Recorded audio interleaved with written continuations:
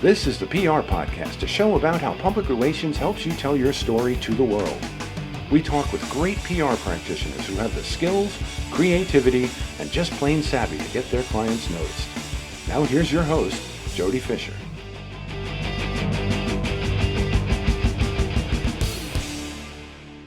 Hey, everyone, and welcome to the PR Podcast. I'm Jody Fisher. Thanks for joining us. Well, if you're listening to this on the day that this episode drops, today is Labor Day in the United States. Traditionally, a day off from work for a lot of people, but there are people who are at work today, and so we take our hats off and salute all those critical emergency service personnel, et cetera, who need to be at work today, whether you're a police officer or a firefighter or a doctor or a nurse.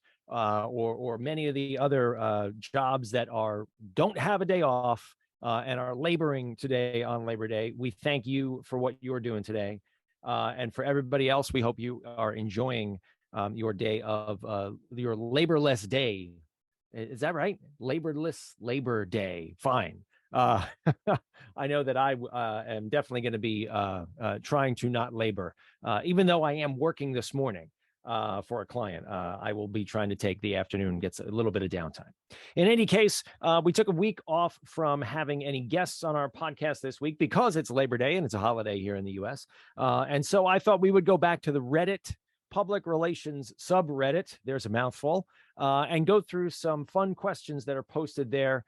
Read them, cold read them for the first time here on the podcast, as we are wont to do, and just give some of my gut reactions to what some of those people are writing. So with that, let's get right into it. All right. Question number one from the Reddit public relations subreddit is posted by Mufasa 4700. And they write, how to land a role at a larger agency. I've received a good number of interviews at smaller boutique agencies and have been complimented on my resume. However, I find my applications have been completely overlooked at the larger agencies. I know that it's harder to land them, but I have over a year of experience in internships and notable media placements I've secured.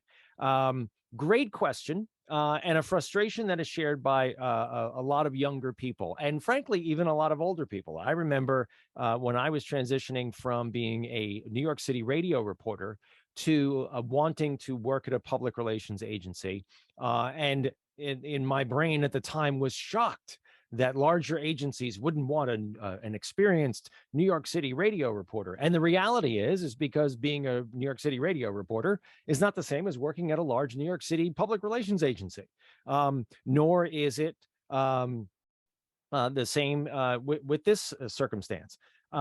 How to land any job. Number one, it always helps to know somebody on the inside. So assuming you don't know anybody on the inside who could sort of talk you up and say, hey, this person is really terrific, you have to go the traditional route. And I think that the larger agencies are really looking for someone who has had a bit of experience at multiple agencies in different types of assignments even. So I think you want to do a couple things with your resume here. And this is just one guy's opinion. Number one, if you don't have a lot of experience, I think just don't worry about going to the big agency. Go to the smaller boutique agency. Go to the smaller, or mid-sized agency. Stand on the strength of your work. Show people what you've done, how you've brought success. And just stand on the strength of your resume and your clips. The other thing I would offer is that if you are able to show and demonstrate that you can bring in business, I think that is a critically important and overlooked piece of any person's resume. If you can point to, hey, I brought in client business, I brought in money to agencies, that will get the attention of a hiring manager. And more importantly, it will get the attention of the CEO and everybody in the C-suite. So if you've been able to demonstrate that you generated revenue, that is really, really important, not only to put on your resume, but to talk about right up front in that cover letter, in every conversation that you have. It should be like the second thing you say after, hi, my name is. So I would say really, really promote that, and lots of luck to you. All right. question number 2 from the public relations subreddit here on Reddit. Best press release distribution services for North America, US, and Canada. We are a cybersecurity company, writes MKT Specialist, who looking to send out press releases in North America. I'm wondering which services would be best. I've used Business Wire before, but they seems like they only work within the US. All right, so 2 pieces I'm going to say here. Number 1, you're free to use a press release distribution service. I'm not knocking any press release distribution service. Nothing gets written off of press release distribution services, at least nothing of importance, and certainly nothing that is going to move a business's needle or a not-for-profit's needle or anybody else's needle. The reality is those press releases get blasted out, and if they get picked up at all, they get picked up on these, backwater pages of all these local media outlets that have financial arrangements to actually publish the information that comes from, whether it's Business Wire or PR Newswire or anybody else. Go right on down the line. It's not PR. Press release distribution services is not PR. What is PR is down and dirty, roll up the sleeves, traditional earned media, research, outreach, and making stuff hit. And I tweeted this even this morning in response to someone on Twitter. I would rather pitch 10 reporters and get 1 good hit than blast out a press release to 1,000 outlets and show a client a report that said, look, we got all this pickup. And when you click through, it's all this crap. Sorry, it's crap that sits at the back end of all of these local news websites all over the country. So my recommendation, save your money on your press release distribution service and hire a consultant who can do the work that's going to actually move your needle and get word about your business out there through traditional, strong, earned media activities. Good luck. Question number 3 here, written by J Brown 127, says, trying to get an entry-level PR position. Okay, kind of like our first question, but let's read through it. This is a half venting post, half advice-seeking post. All right, let's go at it. I graduated from ASU with a bachelor's degree in communication, December 2021. I've been trying to obtain an entry-level position in PR for around 3 months, submitted over 200 applications. I feel you. Interviewed with many great companies. At this point, a lot of them said I even seem great, but they decided to choose a candidate with more PR experience. At face value, that's honest.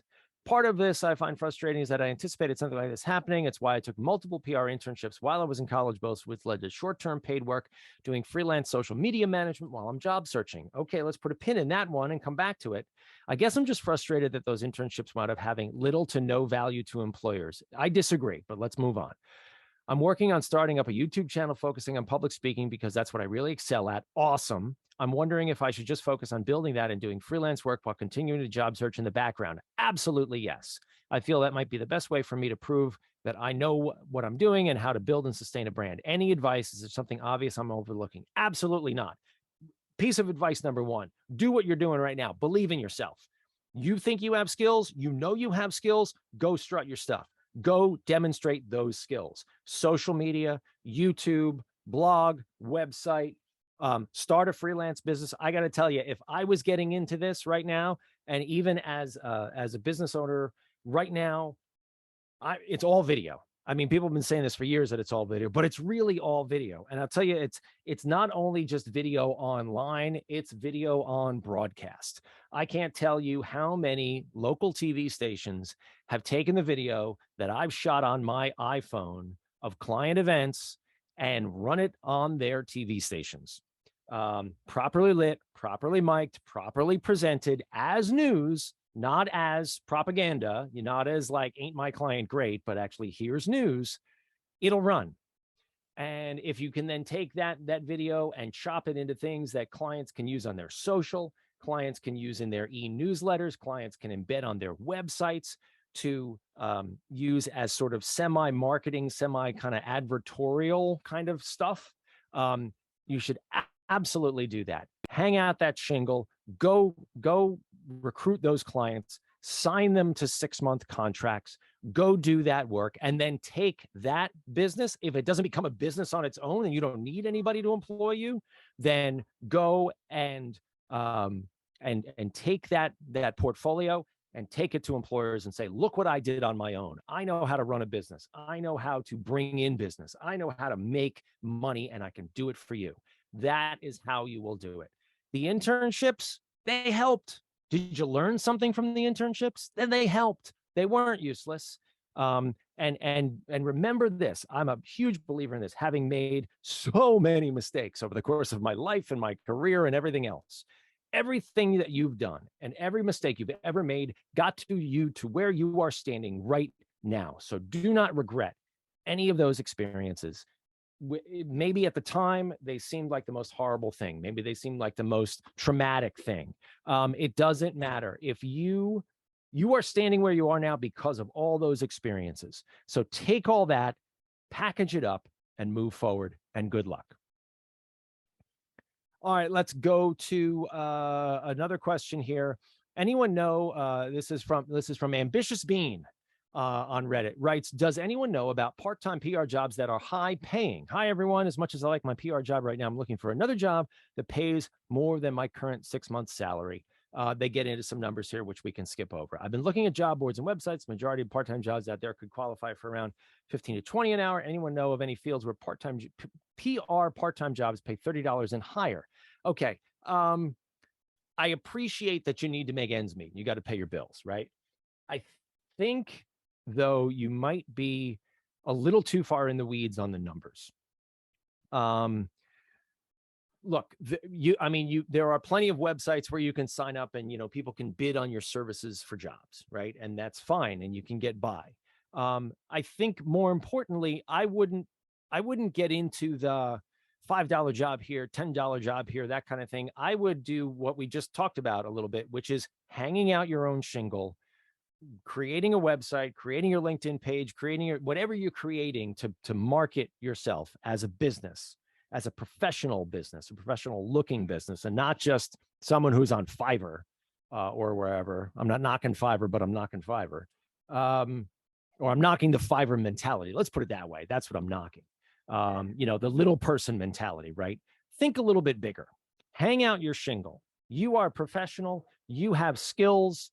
Go tell people that you have those skills and that you are ready to put them to work for them. Charge the rate that you are worth, not $20 an hour or $30 an hour. Maybe it's $100 for a completed project, and you do the math on how long it's going to take you. It's those kind of things, right? Be more professional. Don't think small, think big, create a business. This is the best time I think in the last 20 years to be creating your own business, because it's just so easy to do. Everyone's working from home. Everybody has access to the internet. I say everybody, but you understand what I mean. You've got the tools at your disposal. And if you're posting on Reddit, you've got all the tools that you need. So go use those tools and be the professional that you are and make the money that you know you can make. All right, our last question here, posted by Character Ad 9455. I love these names. I'm always Jody Fisher wherever I am. I'm interested in these names, but I guess maybe some people need to be anonymous.